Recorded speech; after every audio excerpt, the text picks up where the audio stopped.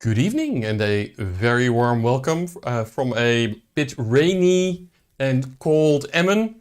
Like I said, a warm welcome to BlockchainLab Drenthe, where you will have the presentation of this evening coming from. Let me start with a short introduction of BlockchainLab Drenthe for those of you who have never been here. BlockchainLab Drenthe is a foundation that has as a goal to spread knowledge, experience and insights about distributed ledger technology towards students, entrepreneurs, private persons, but also governmental bodies who lack a little bit of knowledge about blockchain. We develop blockchain applications ourselves. You will see an application we developed later on, the MN-AKNIP. We do audits, feasibility studies. We lecture blockchain at the NHL Stenden University of Applied Sciences here in Emmen. And we organize meetups like this one. So we do lots of things. And we do those things mainly to keep up with our own knowledge level, right? This is how we acquire new knowledge about blockchain, keep up to date. We are heavily invested in blockchain projects like Interreg Project Bling. That's what you also see in our lab, Interreg Project Bling. And Bling stands for Blockchain in Government. Bling is a project with 14 partners from 6 North Sea region countries who work together in developing pilots, blockchain pilots in the public services domain. So that's a little bit who we are. This evening you will see 3 co-founders, myself, Adrie Wisman, Jeroen Wester and Danny Davis. We set up the Blockchain Lab a number of years ago, and there was no turning back ever since. We are hooked and I spend most of my days in blockchain, and I think Jeroen and Danny also. Now let me start with a service announcement before I go on. YouTube is known for its video, but you can also use it for chat. Right? If you want to communicate with me or with the speakers, then please use the chat function. And yes, you have to log into YouTube with your Gmail account or something. YouTube is a Google company. But we love to hear from you, any questions, but also who you are, where you're from. Connect with us. And we love to interact with you. So please do. Then afterwards, after our presentations, we have a informal gathering, so to speak, at Kumo Space. And that's a special conference room where we can talk to each other, where you can walk up to people, because Kumo Space has spatial audio, and you can have one-to-one conversations, but you can also walk to a group of people and talk to them. I will give that link later on also when we stop this presentation. So at the end you can click on that link and then go there, and all the speakers will be there also. Here you can see you are in the middle and there's a circle, and everybody who is in the circle you can talk with and you can understand them, but everybody outside of the circle you cannot hear or speak to them. So by walking through the room you can make connections. Okay, we have monthly meetups. Our next one is going to be on November 11th and then in December on the 9th. We put them 1 week earlier. Normally it's the third week of the month, but in December, because of Christmas, etc., we put it a week earlier. We have a certain format we use on these meetups. We have 3 different segments. Normally, I would speak about what's going on in the blockchain space. Then we have a speaker about a general topic, and we have a speaker about a technical topic. So not tonight, tonight is special. We are going to talk about the Emmense Eeknip, a product we developed for the municipality of Emmen. And we're going to go into a little bit more depth than normal. So the second speaker will be Jeroen Wester. He will talk about local money and talk about privacy and all kinds of stuff. And afterwards, Danny Dreves is going to talk about the application itself. We'll give a demonstration about it and talk about the neighborhoods and that kind of things. There's a lot involved in this project, and we want to show it all. The project is open source.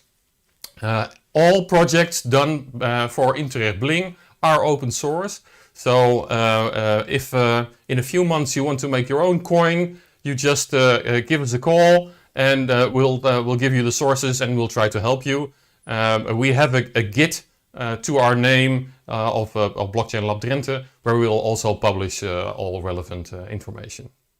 Now, when I announced this presentation, we got a very warm welcome from the IOTA community. They saw that our product is built upon their protocol, and had many retweets and messages, and even from Dominic, who said very nice things about BlockchainLab Drenthe, and we really appreciate that. Now, here you see the logos of the municipality of Emmen. Emmen is a municipality of around 100,000 citizens in the northeast of the Netherlands, 10 kilometers from the German border. And they have a special program about energy and sustainability, and this Emmen Eeknip fits into that program.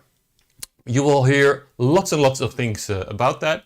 Well, let's simply start with the first segment and what's going on in the blockchain space. And after each segment, there will be room for questions. I'll come back to you. Let me do some switching because I'm on my own, and we'll go here and I'm going to go there. Okay. Our meetup, what's going on in the blockchain space? Of course, we're going to start with markets first, because we have seen many smiles in the last few weeks, 3-4 weeks in the blockchain space. Markets have been going up, and you can see a lot of green squiggles there. This is the market prices from this morning. I saw a few percent drop off during the day. But overall, the market has been very kind to crypto investors. Of course, on the top you see the #1 cryptocurrency we always look at is Bitcoin. And we're not blockchain maximalists. You will see during the presentations that the founders of BlockchainLab Drenthe are more interested in the technology than in the coins. But coins are the biggest application of blockchain at the moment, so we're going to look at that. And there's a lot of news going on, so I'll talk about that first. Here we always look at the prices of last month versus at the moment. And this morning Bitcoin was at 65,000 US dollars, nearing its all-time high. And last month in September, at our meetup, the Bitcoin was at 48,321. So it is a plus of a little bit more than 30%.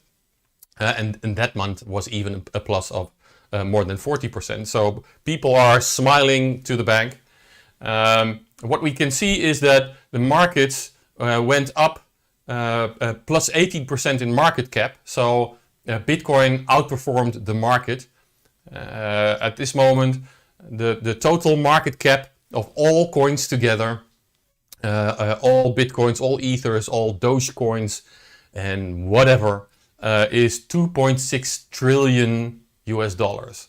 Now, as you can see, on the 1st of January, it was only 1 trillion. So it has more than doubled its size, its value.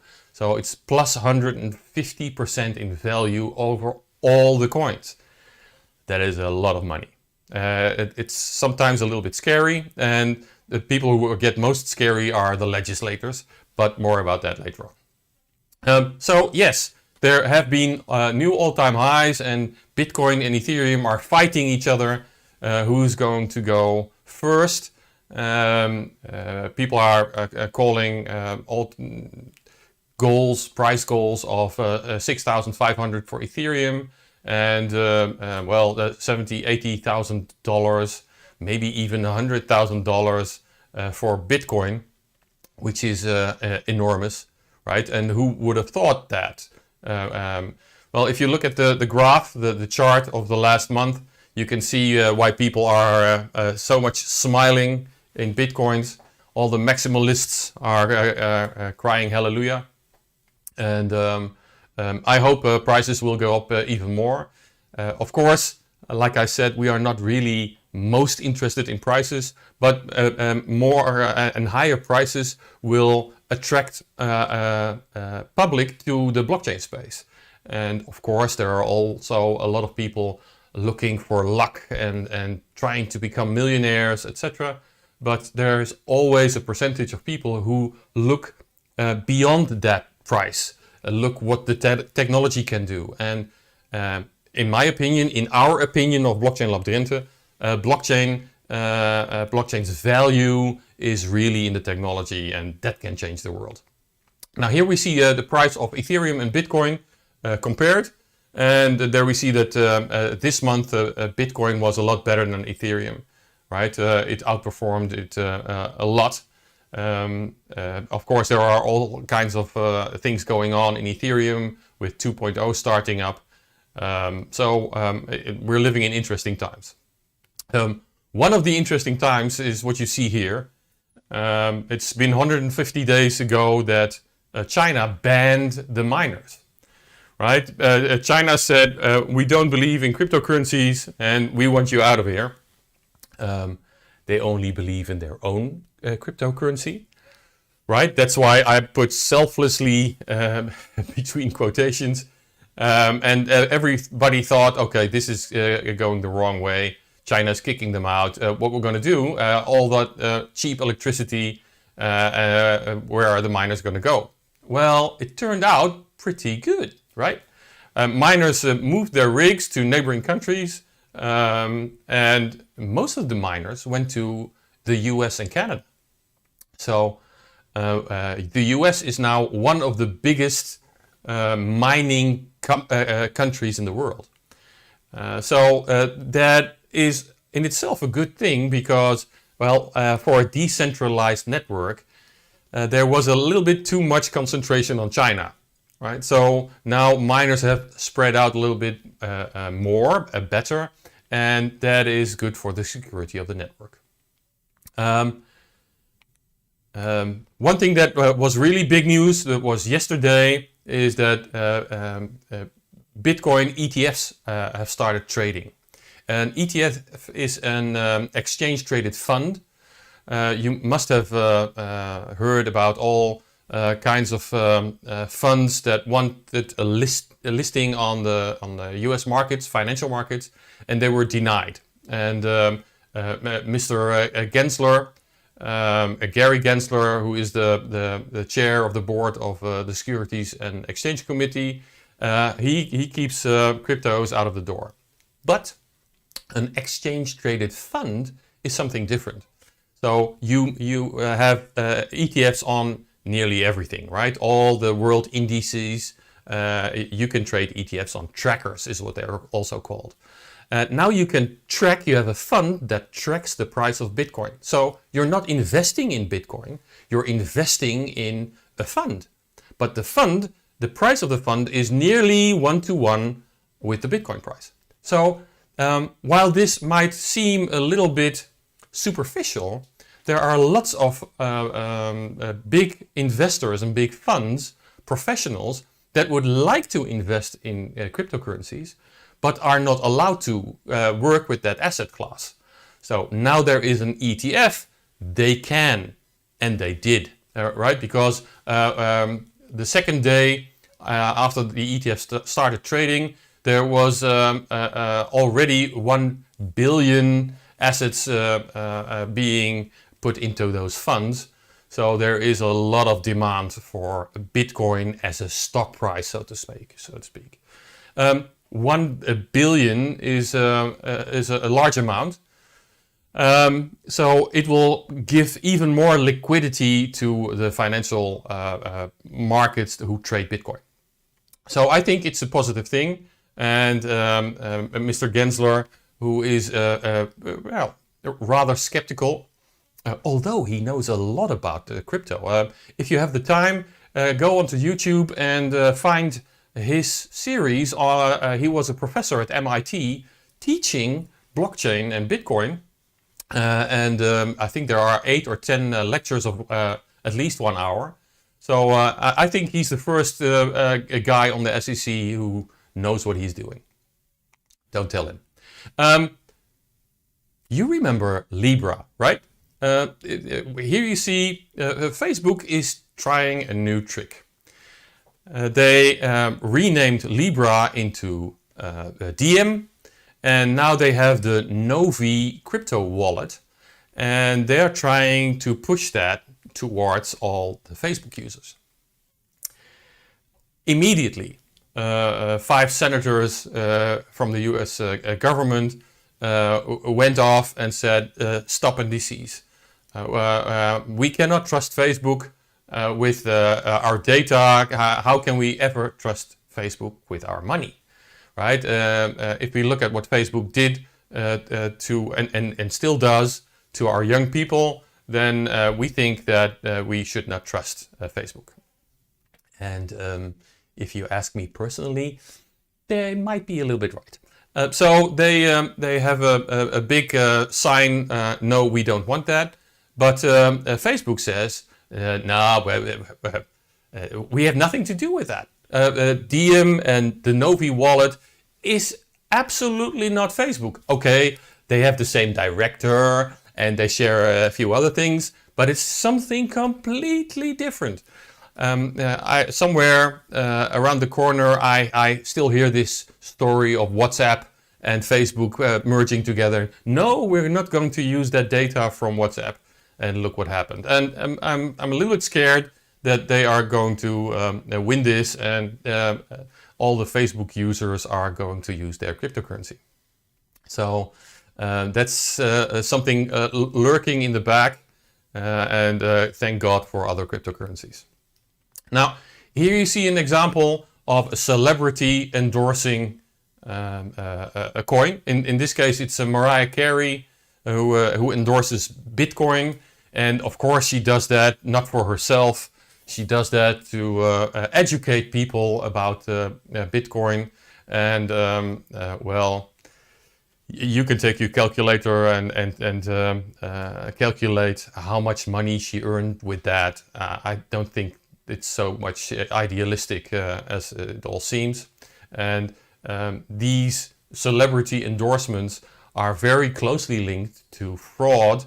Here you have a report from the UK where last year or this year there was already 30% more crypto fraud than the year before, and a lot of that is linked to those fake endorsements, right? And if you start talking to people about their crypto advice, from who do they take advice, financial advice, you hear these Mariah Careys and Kim Kardashians and all kinds of people who sometimes sing, sometimes not even sing, and only are socialites and giving people advice about how to spend their money. It's ridiculous, and a lot of people go broke at that. And most of the victims, more than 50% of the victims, are between 18 and 45.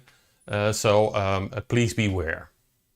Here you see another scam.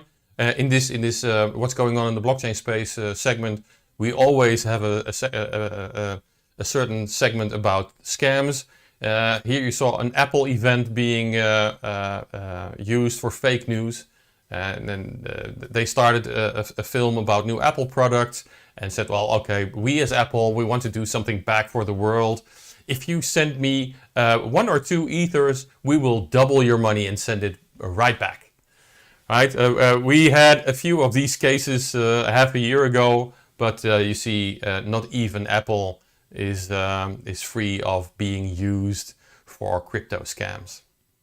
And lots of people see the logo, see the names, see people talking, and sometimes it's very, very with raffinesse. There was an interview with Vitalik Buterin, and people thought that it was really happening. And this trick with Apple, 30,000 people were looking at the moment. They attract attention and then try to take the money out of your pockets. So don't go into that. What have I got more? Oh yeah, the Blingathon. We're up to our neck in preparations for the Blingathon. The Blingathon is a hackathon for blockchain. So we already got the t-shirts in 3 weeks. All teams of course, students and entrepreneurs are going to solve challenges in 5 tracks. And they're going to do that in 30 hours. It's a very nice event. If you haven't seen it already, then go to blingathon.eu. I have a small animation movie I can show you of 60 seconds that will explain a lot about it. Blockchain enthusiast? Are you a creative person with loads of ideas? Then Interreg Project Bling is organizing a blockchain hackathon for you on November 13th and 14th this year. You are going to solve challenges in the field of energy, transport, verifiable credentials, e-voting, and more. Going from idea to prototype, presenting your product to international jury members to compete for nice cash prizes. In this hybrid on and offline event, students, entrepreneurs, and many other people from several European countries will go on an amazing adventure to do things they've never done, to solve problems they've never seen before, in only 30 hours. A great network of international expert coaches, interesting workshops, a gaming track, and a great atmosphere are all waiting for you. So join us. Register for the Blingathon on November 13th and 14th via www.blingathon.eu and design the future with blockchain.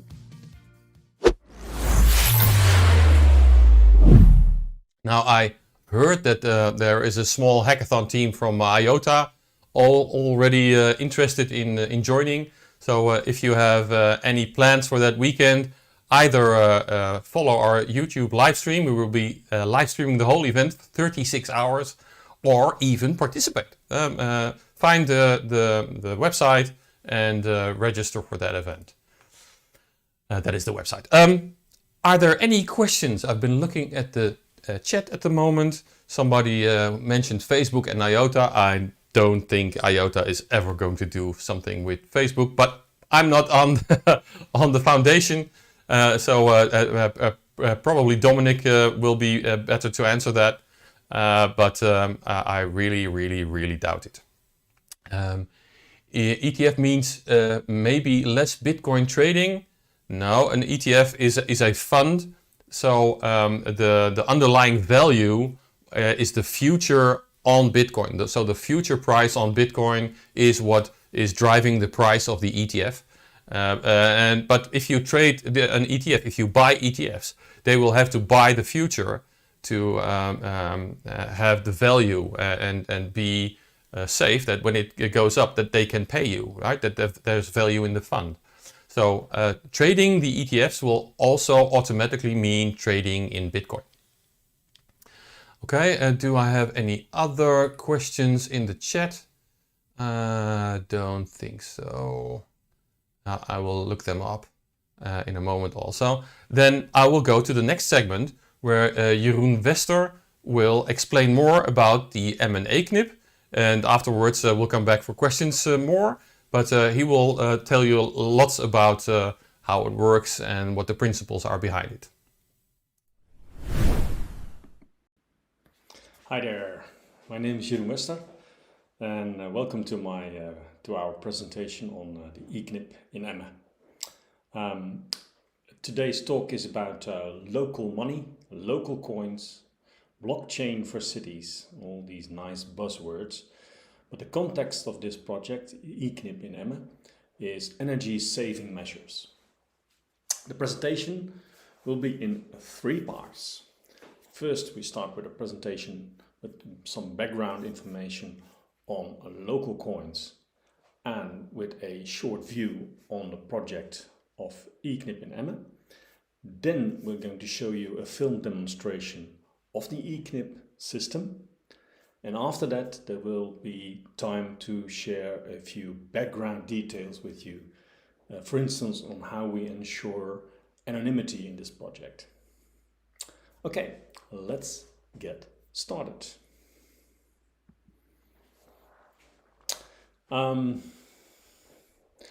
Here you see a few examples of local coins. And local coins means these coins, the use of these coins is restricted to some area. For instance, the city of Heerlen has a local coin called het Heerlens Heitje. In one of the previous meetups, there was a presentation on het Heerlens Heitje.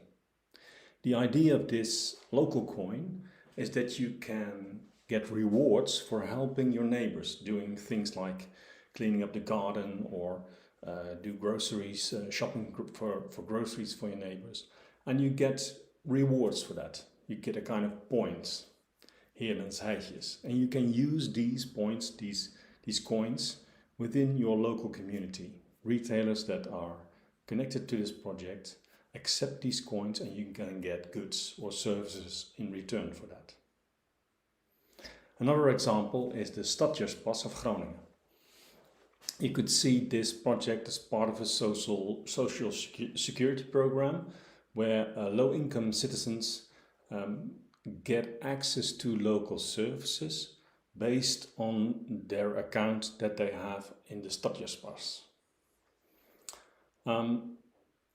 And there is a new kid on the block, of course, that's the IKNIP of the city of Emmen.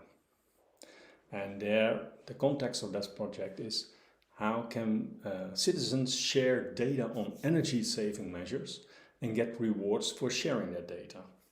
And all do that in an anonymous way. Okay, let's dive a little bit into the area of local currencies. What is a local currency? Well, here you see a definition of it, but it has I think 3 important parts. First of all, it's local, so it's restricted to some geographical area or some organization that uses this local currency. The second part is that it is not official money.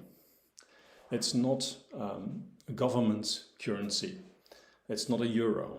So it's something that's complementary. It's added or it's beside the official money that is used in your country.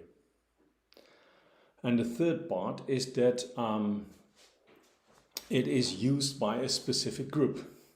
This group can be geographically connected to some area, or it can be a group that is part of a company or an organization. What is a complementary currency? Well, since it is not organized by a central bank, but by the creators of the currency, which can be anybody, it is not legal money. I think in the US it is classified as a voucher. So in Dutch it would be something like a tegoedbon. Most of the times these currencies don't have the mechanism of interest. So you cannot store it at a bank and get an interest to it. So you cannot speculate with it. And there are also examples where there is even a negative interest. So if you don't use the local coin, it reduces in value. So you are actually, by that mechanism, you are invited to spend it. Otherwise, you will have less money when you don't spend it. Well, a very interesting concept is an expiration date on money. Imagine that. Your money will be gone, your coins will be gone, so you have to spend them. That could be a push for a local economy. Interesting mechanism. And last but not least, please pay attention to the beautiful diagram, very informative, on this slide. Thank you. Okay. Complementary currencies are used in communities, which people tend to see as a kind of, usually on the social side of things, but they can also be used for businesses. And I think they more or less try to do the same in both. So both communities and businesses, they try to do the same. They try to keep you in.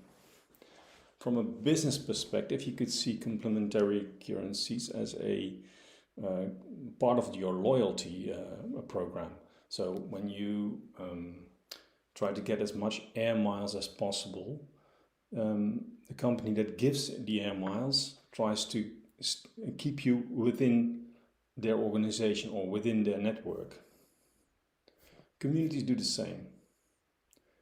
They try to have a local currency-based economy and they want to do so to support the local economy there, or to promote specific behavior. You can see that within the context of the IKNIP in Emmen. We try to promote specific behavior, in this case, a behavior around energy-saving measures. In both community and business side, there's a limited amount of coins that is circulated. Okay, let's go to the next slide. Why is there an interest? Why is there a connection between local coins and blockchain? Well, they are actually fit for each other. A happy marriage, as is stated on this slide. First of all, when you try to issue these local coins, you need a mechanism, you need an administrative process that organizes the issuing of these coins. Well, blockchain networks can do that for you. So that's very interesting and very helpful, of course. But then when you use a blockchain network, you can also facilitate transaction between users of these coins within the network. And third, last but not least, is that the blockchain network can also help you to prevent fraud with these local coins, so people cannot steal them or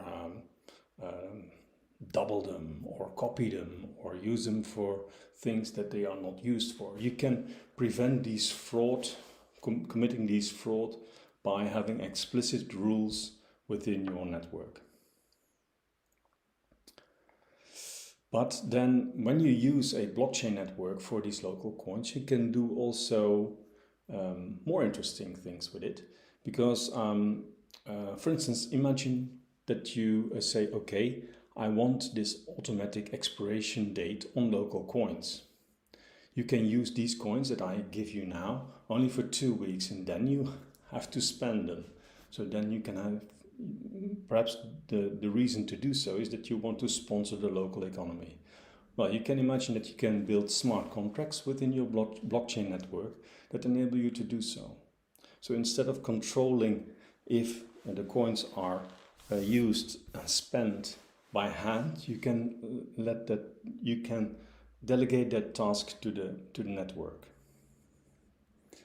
But you can also do an interesting thing, and that's called earmarking coins or earmarking money for specific use. So you say, okay, you can only use these coins when you buy sports-related activities. Let's dive into that a little bit deeper. Earmarked money. There's a slight warning for this slide because libertarians, they will hate this example. It's an example in the area, okay, I give you this money, but And that part of the sentence gives a restriction in how you can use the money. So it's a kind of scripted money. In this example, there is someone who receives a monthly budget from the Social Security Department of a city. And this monthly budget is partly given to this person in euros, which can be spent anywhere, and a part of that budget is given in earmarked digital coins. Now the network that keeps these coins, the blockchain network that keeps these coins, can be configured in multiple ways, but in this example it is configured in the following way, that these earmarked digital coins can only be used by local retailers, can only be used at shops of local retailers or local businesses. And then there could also be a script that says, okay, you can only spend this money this month. When you try to spend this money next month, the coins will no longer be there. And by the way, the third restriction could be you must spend 10% of the coins given to you this month on sports-related activities. Of course, it's all an example, but it gives you an idea of what you can do when you use scripted money.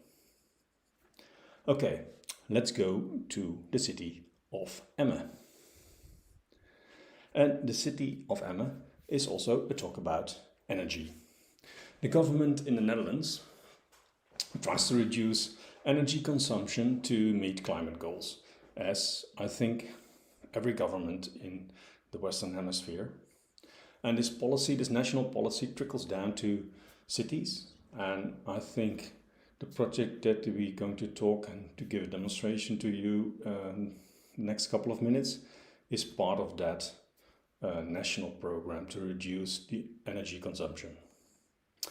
This project tries to increase the awareness, and it's called the AKNIP.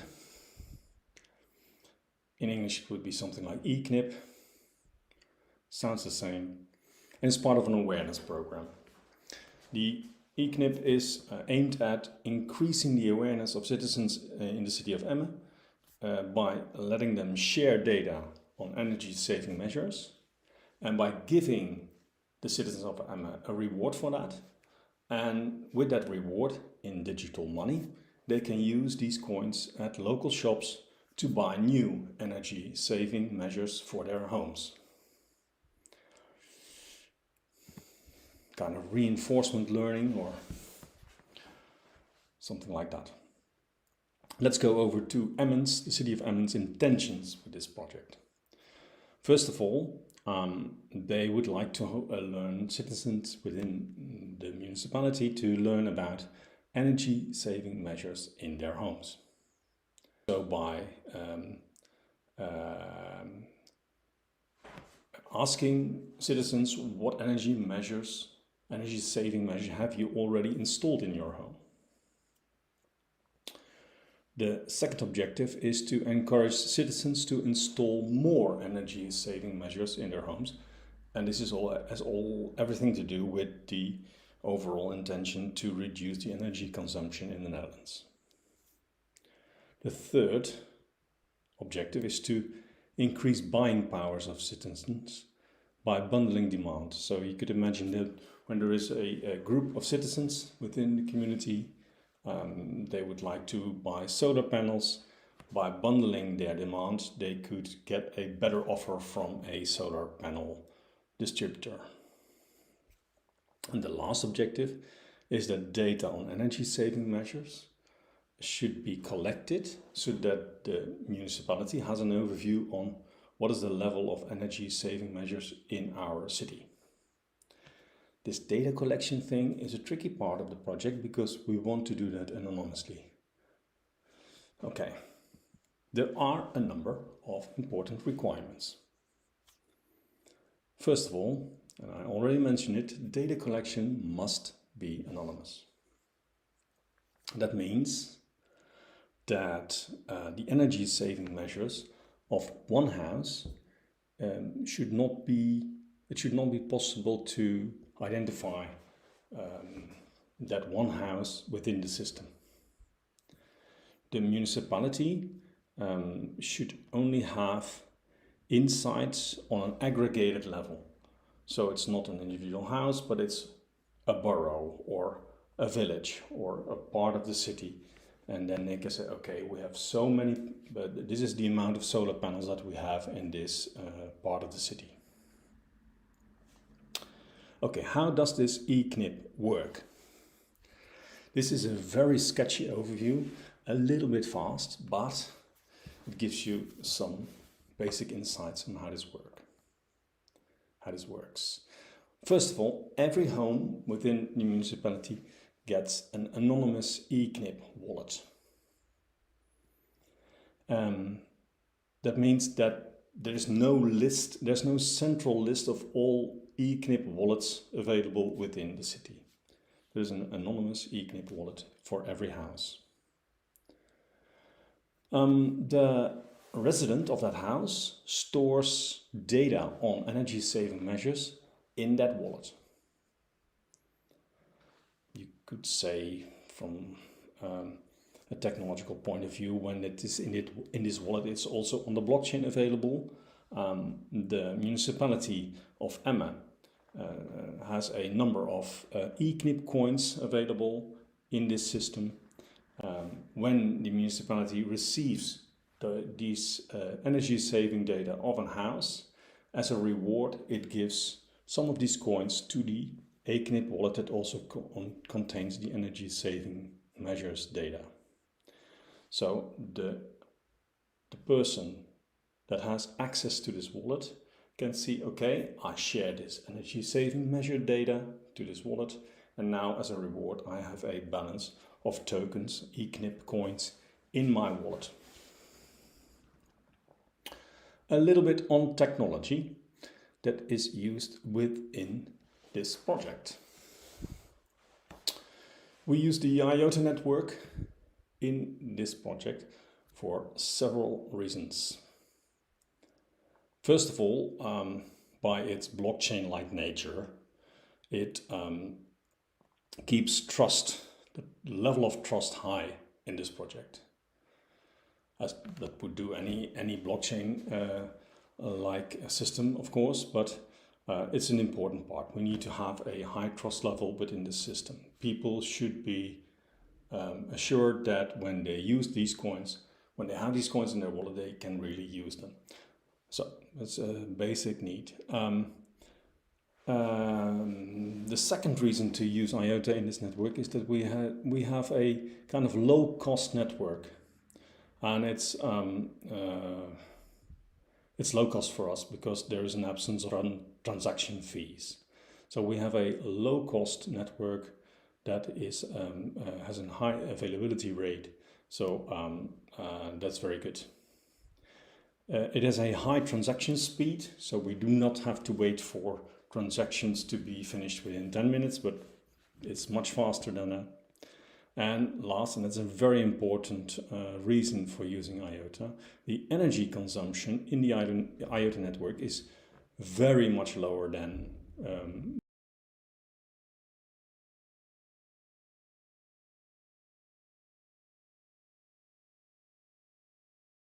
when we look at Bitcoin or Ethereum. And this is a very important reason for the municipality of Emmen to continue with this project. They gave us the message that's okay, you can use blockchain, but we don't want this energy project to be accused of using an enormous amount of energy in order to complete transactions or to keep the network in place. So make sure that you, in your technological choices, that you make a choice for a network that is low on energy in its use.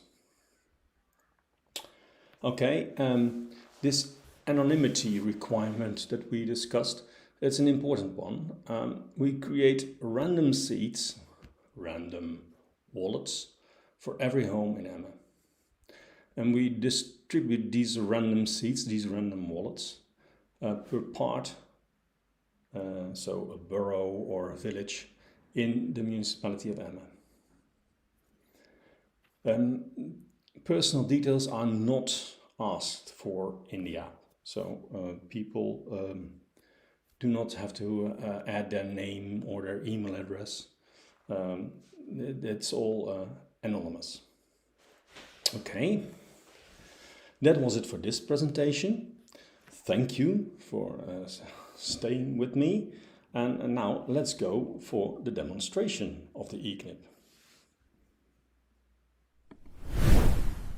Yeah, before we go to the demonstration, I see some questions in the chat. One of the questions is from Patrick. Can you create your own seeded wallet? No, you cannot. The point being that we use a special system to keep the residents of Emmen anonymous, but we can still see in which neighborhood you live. Let me try to explain that. Improvising, doing it like that. Let me see. What we do is we have 28 different neighborhoods, and Danny will talk about that in a moment. And within one neighborhood, we are going to generate a few thousands of seeds, right? And we distribute them in the neighborhood randomly, right? Because if we would send them to a certain address, then we would have a cross-reference between the seed and the address, right? And the municipality knows a lot about people, right? If I have your address, we exactly know who lives there, how many people, etc. So all these seeds are anonymous, and but they are from a pseudo-random function. So in neighborhood number 1, we have a string of seeds. In neighborhood number 2, we have a string of seeds, pseudo-random. These seeds, these QR codes which are distributed in a neighborhood, cannot be distinguished one from another. You cannot see from the QR code from which neighborhood he is. Only and only if you know the mother key and the algorithm to generate these seeds, then you can with brute force, that's what we're doing, generate the list again and see whether QR codes that seed fits. Right? So that's how we keep all these residents anonymous, because GDPR forbids it to store names and addresses, etc. on a blockchain. So this is very important. So the people are anonymous, but we can see per neighborhood how many people have activated the app, how many solar panels are on the roofs, etc. So the data is stored in that neighborhood. Let me see. Is there another question?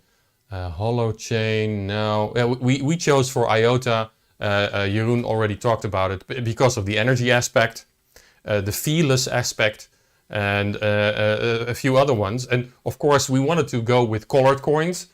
That was not yet possible, right? They are in the next generation. So we had to go for a private network, private Tangle at the moment, with the option to switch to the public mainnet in the future, right? And the public mainnet is preferred, of course, because then we don't even need our own infrastructure, right? And then we can see if we would make it a colored coin, like we do now, or if we would make it an ERC20-ish token. You all saw today the news about the smart contracts. If that is available, then we could make a kind of ERC20 token on the IOTA Tangle. Let me see if there is another question. What is the eKnip token exactly? Is it an IOTA token with eKnip features programmed? That's correct. So on our private Tangle, we gave it another prefix, so it's not interchangeable with any other token, right? It only exists within our ecosystem. There is no exchange where you can buy eKnip tokens. You can never exchange them, maybe later on, when we're on the public mainnet, you could go from colored coins back to IOTAs, but that's not what it's meant for. Right, if I would make a small chart explaining how it works, because I see a lot of people interested in the technicalities about this. So let's say we have here the municipality of Emmen, the municipality, and we have all the houses in Emmen, and all these houses in Emmen have their own ID on the Tangle, right? For reasons, these houses are there forever. The people living in there will sell their house, move somewhere else, but these houses will be there. Per house we have data and we have coins, right? In the data there is stored the sustainability properties of the house. How many solar panels do you have? Do you have a heat pump? Do you have a double glazing, etc., etc. That's the data that is stored. People have to answer these questions, and they will be rewarded in AKNIP coins for answering that question, for sharing that data. So the municipality of Emmen receives the data and rewards with coins, right? So these coins are in the wallets of the house, right? Everybody living in that house has a QR code, and Danny will talk about that in a moment. And they can take these coins and take them to local retailers, do-it-yourself shops. Here in Holland we have a shop called Gamma and a shop called Hubo, etc. So they can take their coins and get sustainability measures from that shop. So they take goods and they exchange them for coins. Now the retailer has the coins, and he will send them back to the municipality of Emmen. And the municipality of Emmen, this is the crypto coin, the IOTA-based part, right? Feelers, etc. Now here we have a wall, and there's also the municipality of Emmen, and there's also these retailers, but this is the real world in euros.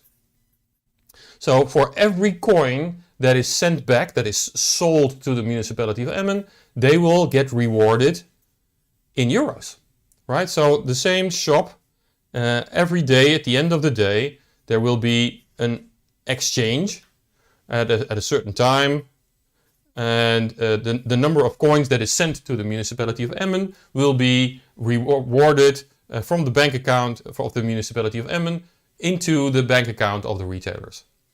So this is full circle. The municipality of Emmen buys, so to speak, data, buys information, right? I see a question about that right away. How do you prevent that people lie with the data to get rewarded? People get rewarded anyway. So they don't get rewarded because they have solar panels. No, people get rewarded because they share that they have solar panels or not. Right? The fact that they don't have solar panels is also valuable information. Maybe even more valuable than when they do have solar panels. This information is valuable to the municipality of Emmen because they can plan for the future. Right? So let's say, for instance, one of the questions is, how old is your heating system in your house? Right? Now, in the future, the municipality of Emmen wants to plan a heat net where they have hot water running under the streets, and people retrieve that warm water to heat their houses. Now, if you want to put in a heat net in a municipality, and you would go to a neighborhood where the average age of the heating systems in the houses is only 3-4 years, nobody will want to switch. Right? So if you take this data and you see that in certain parts of Emmen, the average age of a heating system is 12 or 15 years, you are going to implement the heat net first there, because these people are already on the brink of doing a new investment or switching to something else. Right? So the information that the municipality of Emmen gets is valuable for them, and so they reward the people for doing that. People are used to giving away their data to Mr. Zuckerberg or the guys from Google, right? Now they get rewarded themselves, and they can buy new energy measures and even prevent spending more money.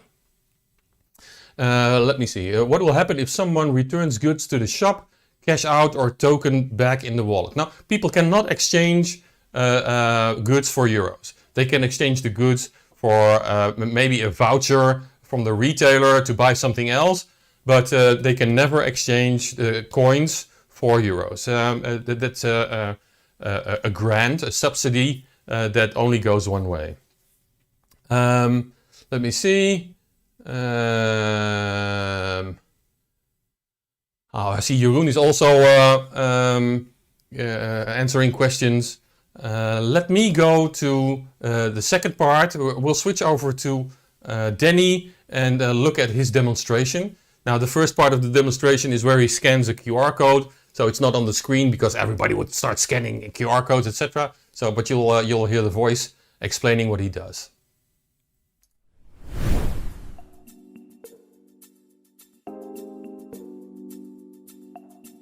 Residents of the Emmen municipality receive an anonymous letter with instructions about the eKnip. Please read the instructions carefully. You will also receive a QR code along with the instructions. Pay attention, don't throw away this code. This code could help you claim financial rewards. For example, place this code next to the fuse box or take a photo and store it in a safe place. The letter states where you can download the app. For Apple, iPhone, iPad or other devices with iOS operating systems, you go to the App Store. For a mobile device or tablet with Android, you go to the Play Store.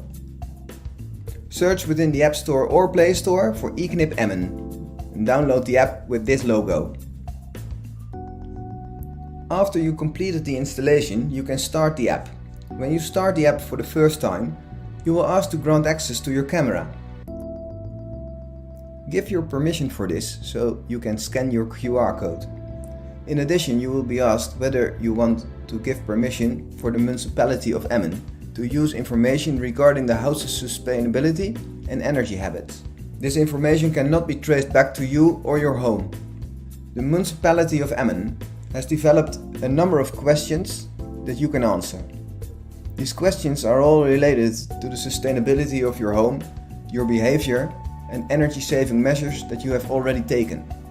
Answering the questions is voluntary, but you will be rewarded for doing so.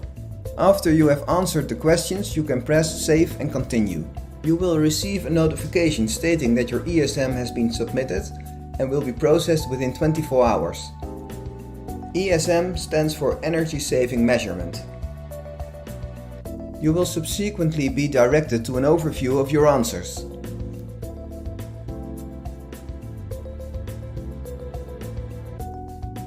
You can view your current balance by using the balance button on the dashboard.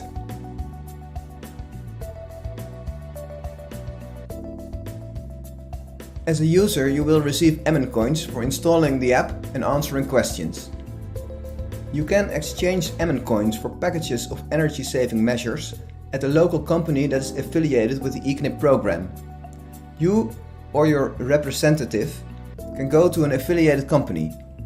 There you can choose your desired package.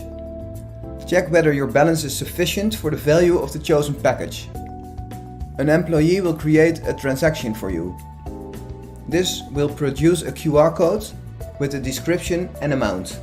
Check that it is correct. Subsequently, you can scan the QR code and confirm the transaction. You will get a notification. Upon confirmation, the transaction will have been completed.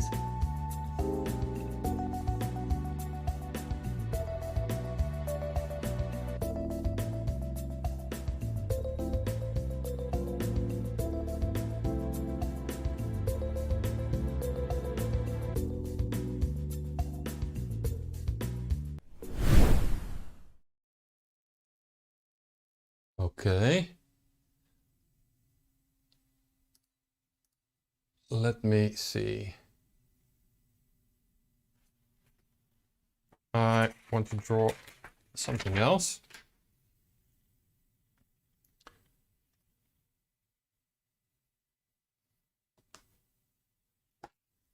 Now, we have one application, which, as you could see, scans a QR code.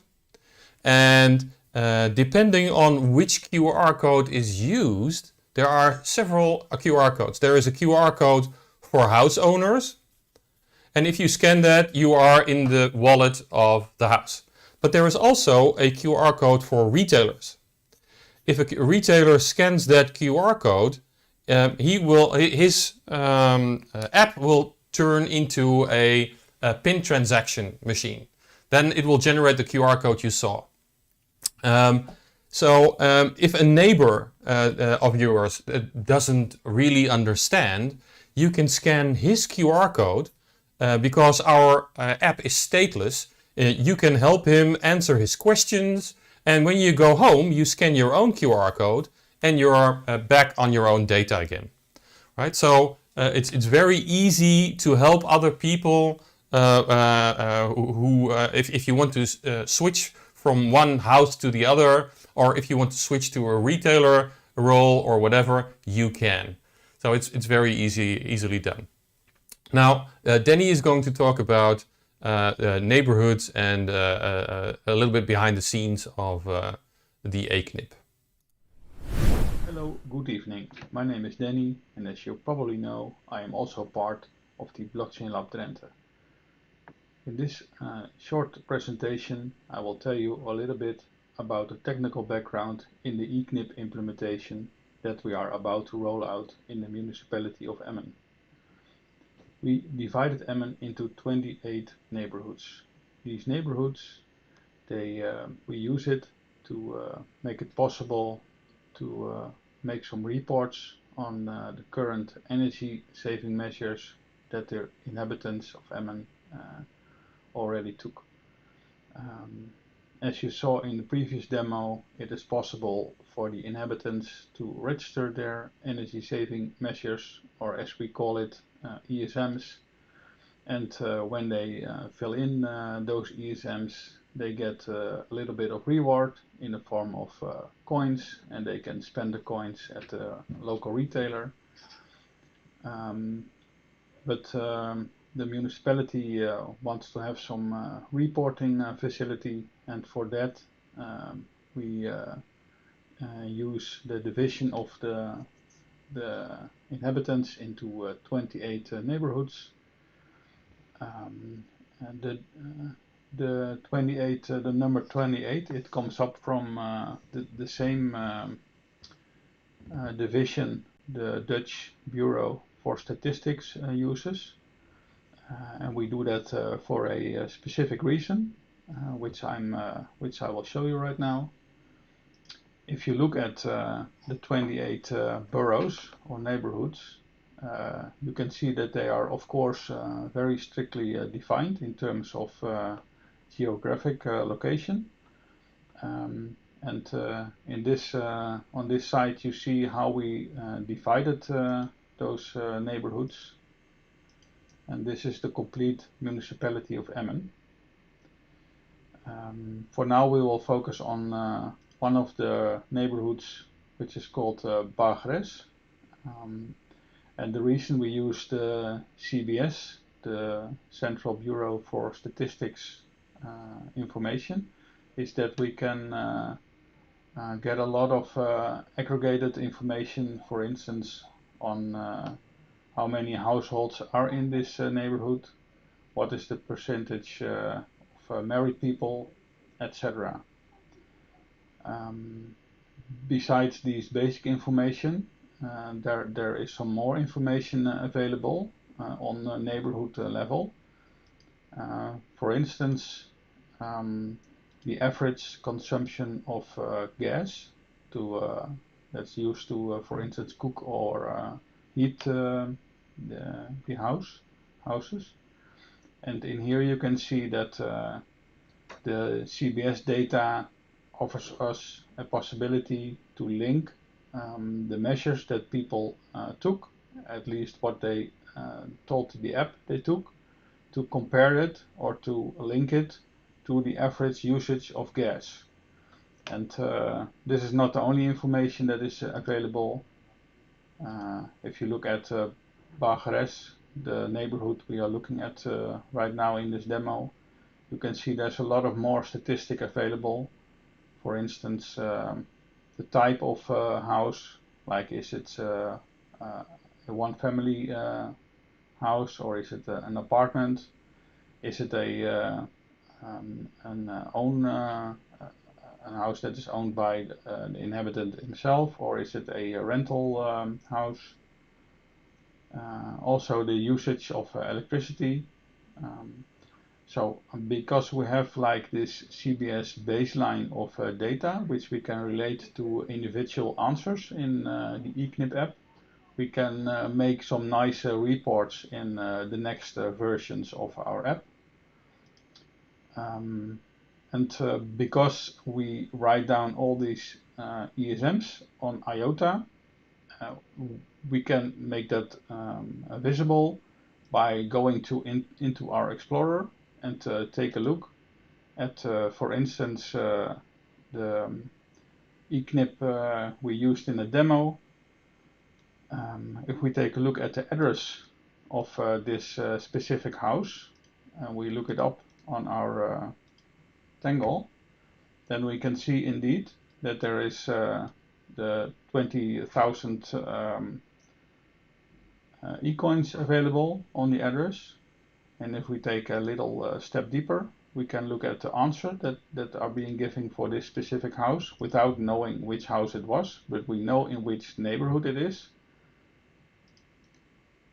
If we could take a look at the answered questions, we can see here which answers have been given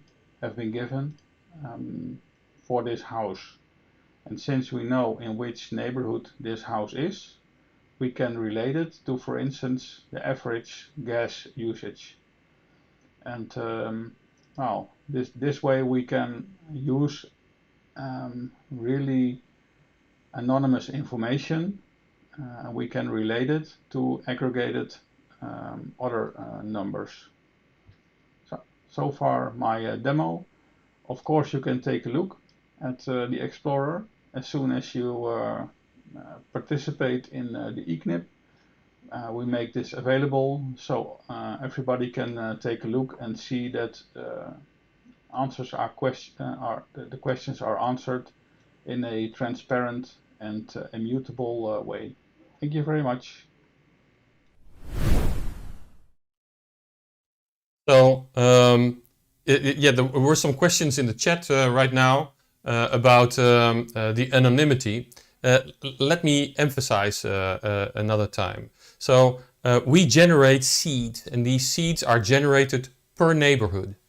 And within that neighborhood, people can switch seeds if they want to. We never know, even we, cannot see which QR code, which seed belongs to which house, right? It is impossible to track back. So these seeds are not sent by mail, because then we would have an address. They are sent on a house-to-house delivery, right? So there's a guy with 1,000 of these envelopes, and he just puts them randomly in these post boxes. People activate, and then they start answering the questions. Even when they answer the questions, the outcome is being anonymized. With that I mean, if there's only one house in that neighborhood with solar panels, then I could drive around and see, oh, that's probably that house, right? So this guy is this seed. But we have, on the dashboard we're building, we have a threshold that when the number n is too low for a certain question, we will only show that it's below a certain number, right? Less than 5, for instance. So we are not able to cross-reference this data to a house. Let me see. With rental houses, it would be convenient to have the personal data, as not everybody is trying hard to save energy. Yeah. But it is impossible. GDPR forbids storing personal data. You can never have a link back to a person. And to prevent getting in trouble with GDPR, we just don't store it, right? You hear of these data leaks of websites and PayPal and whatever. When you don't store it, you cannot leak it. So we're one of the safest projects around. I think acceptance will be a big challenge. This is advanced technology for many, so will they understand and trust? You can say that yet, but keep us posted. Well, we will. We will start up a communication campaign explaining to people what it is. But like I said, it's a very strong thing that people don't have to trust it because they don't put their data in, their names and addresses. But we will, on the website that is created at the moment, we'll post 3 movies. One movie is how to install the app, right? Step by step, go to the App Store, look for Emmen, eKnip, press install. One movie will be about the background, right? The story I told you about selling the data and what the data is used for, getting the reward and taking the reward to the retailers. And one movie is more or less meant for you guys. What's technically going on under the hood, right? Normally we would even hide the fact that we use blockchain, because when you use the word blockchain, people think Bitcoin. But we will say it is a distributed ledger based or even IOTA based, because we have to explain also to them that if we use blockchain, we don't use all the energy that is associated with blockchains, right? You can't come up with a project where you say, people, please save all the energy you can, and then have the energy being burned off in blockchain transactions. That's one of the biggest reasons we use IOTA. Do you think also to expand to other use cases? Yes, I can imagine that the social state in general is interested in that. Correct. You can think of many uses of earmarked money. And one of the first things that came up was the food bank, right? You could give people a certain amount of money that they could spend on food every month. And you could make that a reoccurring donation. So you could give them every week or every month a certain amount. There are some experiments in Holland also being done on this field. But there are many cases where you could apply this, and not only a sustainability project like this one. Yeah, I don't see any other questions at the moment. Wouldn't it be possible to identify individual houses based on the number and type of the questions and you're asking? No, Bob, that will be impossible. Of course, solar panels is something you can see from the outside. But if you have a heat pump, yes or no, I cannot see that. Or if you've got your floor insulated, I cannot see that. Or the number of your heating system, the year of your heating system, we cannot see that. So we thought about that. Would it be able, when you layer data on top of each other, to discriminate and find one person of a certain house in a certain neighborhood? But we also screened the questions for that, so they wouldn't be too intricate, right? So to be too detailed. And this is of course a start, right? We're doing this for the first time. This is the first sustainability project that I know of that is doing this. So we're doing a very slow start. We have many more ideas how to enhance this, but we're taking this one step at a time. And it's still a big leap for a municipality to venture into this realm of cryptocurrencies and do an experiment this big with all the people living there, right? It's also a learning curve. How will people react? You asked that question. We still don't know. The tests we did, people were super positive. Where we thought, well, let's make it as simple as possible, so not to confuse people, etc. They flashed through the questions we have there. They were done in 2 minutes, right? Where we thought, well, let's not make the questionnaire too large and cut it up in blocks, etc. People just answered the questions, yes, no, go, right? So people are also, the testers were also very positive, and they came up with many more ideas. So we'll be enhancing this app in the coming year with all kinds of new ideas. Let me see. Show where we have taken part, vaccination. Yeah.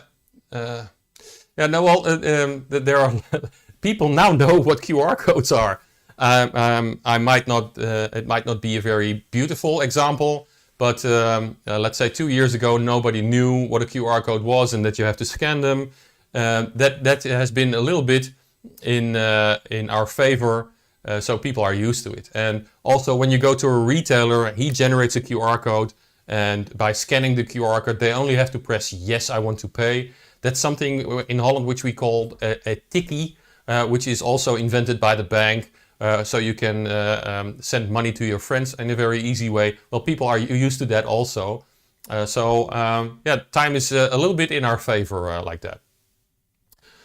Okay, I don't see any other big questions. If you have any, then please put them in the chat.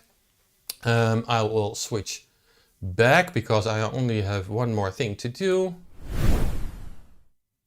I would like to thank, of course, my co-founders Jeroen Wester and Danny Dreyfus for their presentations. Our next meetup will be on November 11th, St. Martin's Day, the 11th of the 11th. And I always have to be a real YouTuber and ask you to subscribe and ring a bell, etc. Not for me, but then the YouTube algorithm will make it easier when people are looking for BlockchainLab Drenthe, that we will go a little bit up in scoring. I see another question coming in. Is this only for Emmen or also other parts in the Netherlands? Lena, this can be adapted anywhere. And not even just in the Netherlands, anywhere in Europe, anywhere in the world where they want to have a local coin. They can take our code, make some adjustments, call it, instead of AKNIP, call it something else, and go with it, right? So we will be happy to work with it. This is, maybe I should iterate that again. This is a pretty unique situation. Normally, you would have a commercial company developing something like this and keeping it for themselves and selling it for a lot of money. But now, since Interreg Project Bling is involved, yeah, they pay a large sum of money, not a large sum to us, but a large part of the development money, and the municipality of Emmen is paying a part, and now it's open source, right? Something that a commercial company would never do. So do your thing with that, and we will gladly help you with that. Of course, there might be a few hours involved for us adjusting something in the source, but if you want this to do this in another city, it's very easy to do. Somebody already mentioned Haarlem. Haarlem has some experience with IOTA, but for birth certificates, right? So there are many municipalities looking into local currencies on different levels. Okay. Then I see no other questions. Where can we find the GitHub repo? The GitHub repo, if you look on Git for BlockchainLab Drenthe, maybe I can go and help you. GitHub, and go to, let me see if I can find it very fast for you. Let me see. Look for blockchain. Oh, we're on GitLab. Sorry. The easiest way to find us is through our website. Let me put it on screen so you see what I'm doing. That way, and then that way, and then this gone. Okay, this is our website. And on the bottom, you will see GitLab. You will see GitLab repositories. You press that, and there you can find our Git.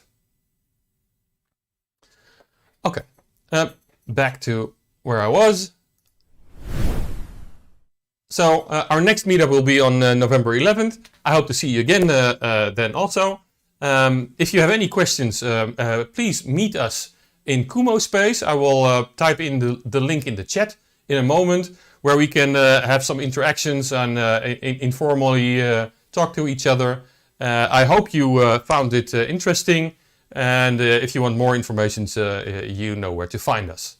So until the next time, or until in our Kumo Space in a few moments.